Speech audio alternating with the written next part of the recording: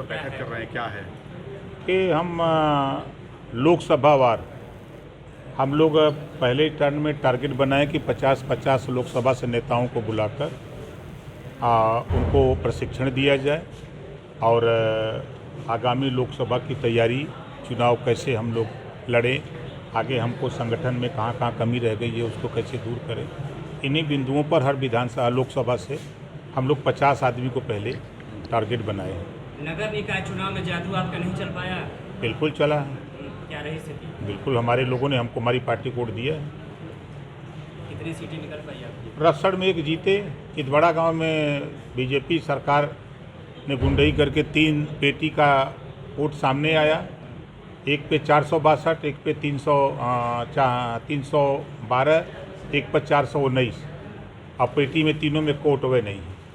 MLC चुनाव में किसको वोट दे रहे हैं? अब एमएलसी के चुनाव में तभी कोई मांगा नहीं तो किसको बताया जाए। 28 तारीख को हम लोग बैठक करेंगे पार्टी के सभी विधायक, और बीच में कोई अपना वोट मांगेगा तो फिर इस पर विचार विमर्श करके निर्णय लिया जाएगा। कोई भी कर रहे हैं क्या कि कोई मांगे तब देंगे? अब बिना मांगे किसको देने जाए? तो क्या कोई नहीं मांगे तो वोट नहीं पड़ेगा? अब 28 तारीख को जब हम सभी 5 विधायक बैठेंगे तो तय करेंगे। क्या लगता है कि बड़े नोट बंद करने से भ्रष्टाचार रुक जाएगा? नहीं, बड़े नोट जब तक रहेंगे तब तक भ्रष्टाचार और बढ़ेगा। भारतीय समाज पार्टी का मानना है कि सबसे बड़ी नोट 100 रुपये की हो, 50 की हो, 10 की हो, 20 की हो, 5 की हो। जितना छोटा नोट रहेगा उतना भ्रष्टाचार पे अंकुश लगेगा।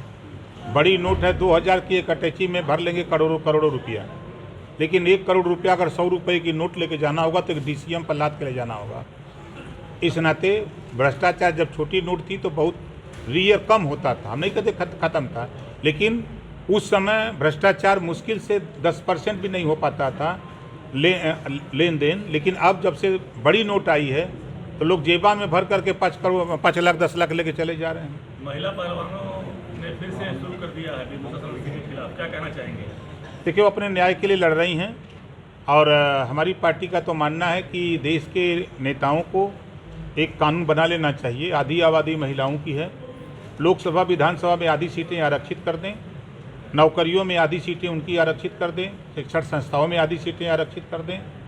पूर्ण रूप से जब वो शासन प्रशासन में वो आ जाएंगी तब पूर्ण रूप से उनके ऊपर हो रहे जुर्म जातीय अत्याचार पे विराम लगेगा। नहीं तो जिस तरह उन्होंने नार्को टेस्ट की बात किया है कि हम तैयार हैं, उनका भी टेस्ट हो जाए तो दोनों लोग पीछे हटने को तैयार नहीं है, तो क्या लगता है आपको?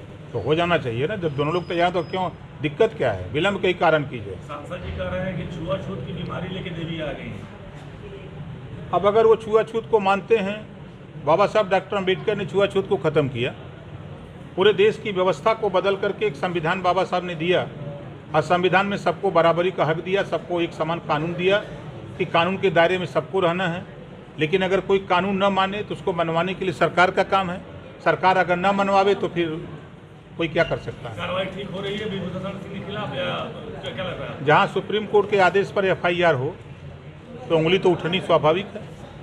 प्रदेश में मंत्री अनिल राजभर आपको लगातार कहते हैं कि आप कंफ्यूज नेता हैं, आप कुछ भी तय नहीं कर पाते हैं कि आपको क्या करना है क्या नहीं करना। आज कुछ कहते हैं, कल कुछ और कहते हैं।